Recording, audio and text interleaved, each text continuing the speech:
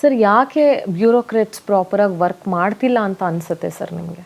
ಎಲ್ಲ ಬ್ಯೂರೋಕ್ರಾಟ್ಸ್ ಒಂದೇ ಅಂತ ನಾನು ಹೇಳಲಿಕ್ಕೆ ಹೋಗೋದಿಲ್ಲ. ಮೋಸ್ಟ್ ಆಫ್ ಕೆಲವರು ತುಂಬ ಒಳ್ಳೆ ಇರ್ತಾರೆ, ಕೆಲವು ಅವ್ರದ್ದೇ ಆಲೋಚನೆಯಲ್ಲಿ ಇರ್ತಾರೆ. ಇಲ್ಲಿ ಪ್ರಾಬ್ಲಮ್ ಏನಿದೆ ಅಂತ ಹೇಳಿದರೆ, ಇಲ್ಲಿ ಪ್ರಾಕ್ಟಿಕಲ್ ಪ್ರಾಬ್ಲಮೇ ಬೇರೆ.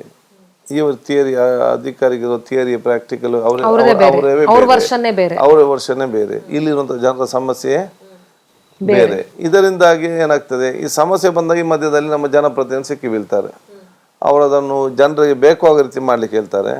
ಇವರು ಕಾನೂನಲ್ಲಿ ನನಗೆ ಅವಕಾಶ ಇಲ್ಲ ಅಂತ ಹೇಳ್ತಾರೆ. ಈ ರೀತಿಯೆಲ್ಲ ತಿಕ್ಕಾಟಲ್ಲಿ ಇವತ್ತು ಪ್ರಾರಂಭ ಆಗುವಂಥದ್ದು. ಪ್ರಾಕ್ಟಿಕಲಿ ಜನರ ಭಾವನೆಗಳನ್ನು ಅರ್ಥ ಮಾಡಿಕೊಂಡು ಕಾನೂನು ವ್ಯಾಪ್ತಿಯಲ್ಲಿ ಕೆಲಸ ಮಾಡಲಿಕ್ಕೆ ಬ್ಯೂರೋಕ್ರಾಟ್ಸ್ ಇವತ್ತು ಇರಬೇಕಾಗ್ತದೆ.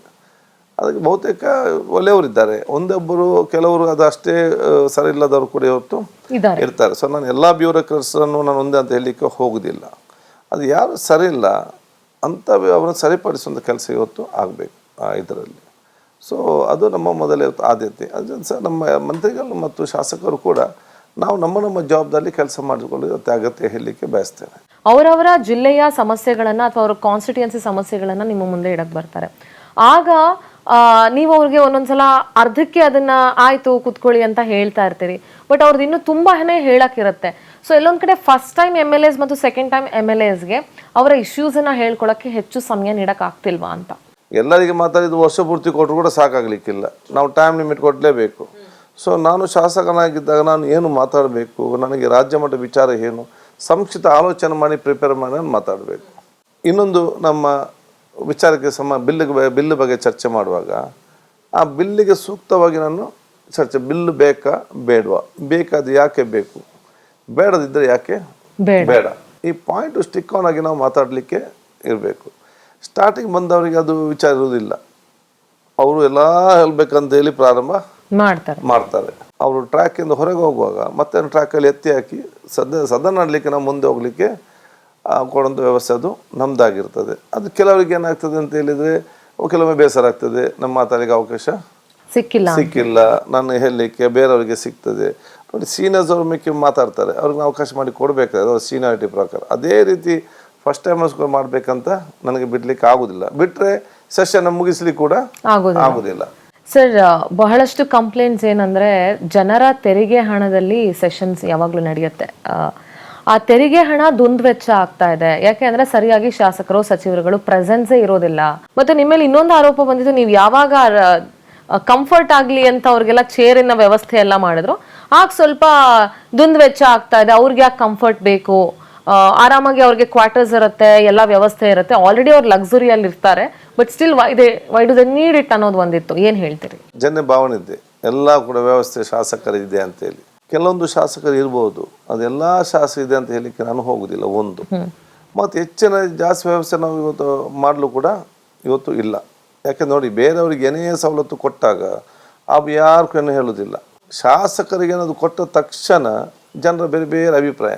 ಶಾಸಕ ಕೂಡ ಮನುಷ್ಯರಲ್ವಾ, ಅವ್ರಿಗೆ ಕೂಡ ನಾವು ವ್ಯವಸ್ಥೆ ಮಾಡಬೇಕಲ್ಲ sir. At the same time ಆ ಶಾಸಕರು ಜನರ ಒಂದು ಪರಿಸ್ಥಿತಿ ಬಗ್ಗೆನೂ ಯೋಚನೆ ಮಾಡಬೇಕಲ್ಲ ಸರ್. ಈಗ ಶಾಸಕರು ನೋಡಿ, ಯಾವುದೇ ಶಾಸಕರಿರಲಿ, ಗೆದ್ದ ನಂತರ ಅವರ ಕ್ಷೇತ್ರದ ಅಭಿವೃದ್ಧಿ ಆಗಬೇಕು ಕಾಳಜಿದೆ. ಮತ್ತು ಈಗಿನ ಒತ್ತಡ ಎಷ್ಟಿದೆ ಅಂತ ಹೇಳಿದರೆ 24 ಅಲ್ಲ, 48 ಗಂಟೆ ಕೊಟ್ಟು ಸಾಕೋದಿಲ್ಲ ಕೆಲಸ ಮಾಡಲಿಕ್ಕೆ, ಅಷ್ಟು ಕೆಲಸ ಒತ್ತಡ ಇವತ್ತು ಇರ್ತದೆ. ಆದರೆ ಶಾಸಕರು ಇವತ್ತು ಆಲೋಚನೆ ಮಾಡಬೇಕು. ಎಲ್ಲಕ್ಕಿಂತ ಪ್ರಮುಖವಾಗಿರುವುದೇ ನಮ್ಮ ಸದನದಲ್ಲಿ ಭಾಗವಹಿಸುವವರು ಮೊದಲ ಆದ್ಯತೆ.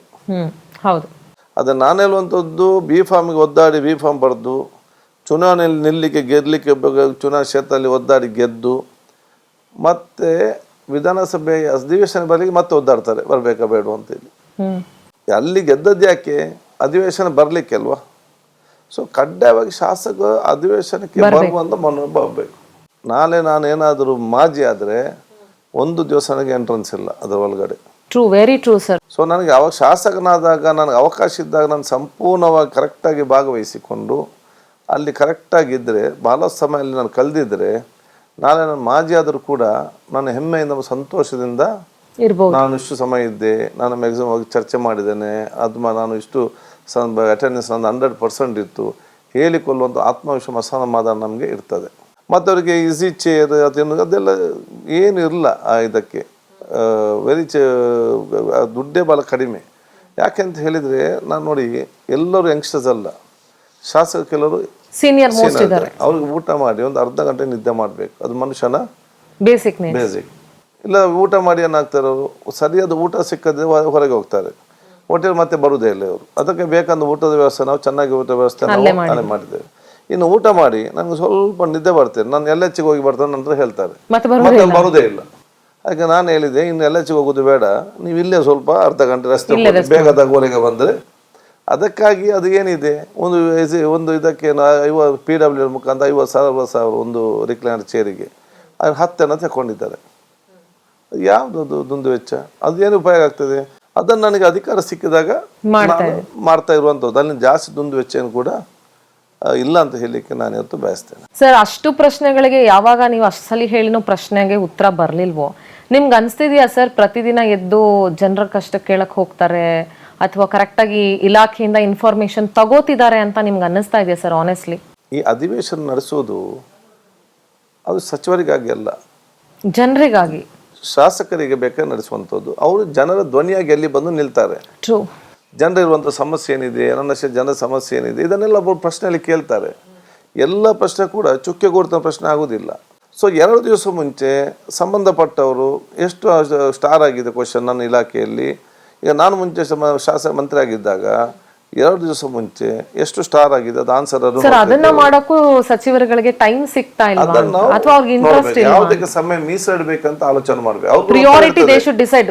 ಅವ್ರಿಗೂ ಅಷ್ಟೇ ಒತ್ತಡ, ಬೆಳಿಗ್ಗೆ ಎದ್ದುಕೊಂಡು ಜನರ ಮಧ್ಯೆ ಮೀಟಿಂಗ್ ಆ ಸಮಸ್ಯೆ. ಬಟ್ ಸೆಷನ್ ಇದ್ದಾಗ ಪ್ರಯಾರಿಟಿ ನೋಡಬೇಕು. ಸೆಷನ್ ಇದ್ದಾಗ ಏನಿಲ್ಲ, ಬೆಳಿಗ್ಗೆ ಎದ್ದು ಡೈರೆಕ್ಟ್ ಬರಬೇಕು ಇದರಲ್ಲಿ. ಆವಾಗ ಎಲ್ಲ ಕೂಡ ಮಂತ್ರಿಗಳು ಬಂದಂತ ಹೇಳಿದ್ರೆ ಶಾಸಕರು ಆಟೋಮೆಟಿಕ್ ಬರ್ತಾರೆ. ಆಫೀಷಿಯಲ್ಸ್, ಐ ಮೀನ್ ಬ್ಯೂರೋಕ್ರಾಟ್ಸ್ ಕೂಡ ಅವರು ರೆಡಿ ಆಗ್ತಾರೆ.